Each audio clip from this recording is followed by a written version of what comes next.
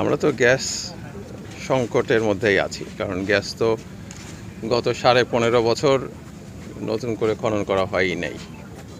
বাপেক্সকে বসিয়ে রাখা হয়েছিল।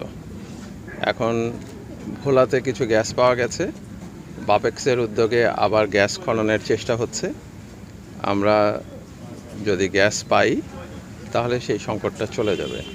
সেই জন্যই আমরা কখনো এই কারখানা কখনো ওই কারখানা এইভাবে করে সার উৎপাদনের চেষ্টা করছি, যেন দেশে সারের সংকট না থাকে, যেন কৃষকরা তাদের কৃষিকাজের জন্য সার পান। এটা হচ্ছে আমাদের লক্ষ্য। এই লক্ষ্য বাস্তবায়ন করতে যে চ্যালেঞ্জগুলি তো আছেই।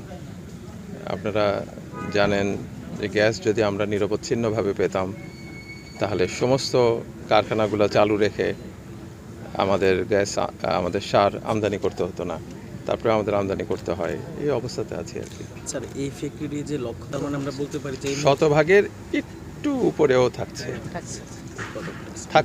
105% লোডেও চালানো। প্রশ্ন হচ্ছে যে মেশিনারিদের সারা বাংলাদেশে 15.5 বছরে দুর্নীতি হয় নাই এরকম কোনো সেক্টর জানা আছে? জানা থাকলে জানান।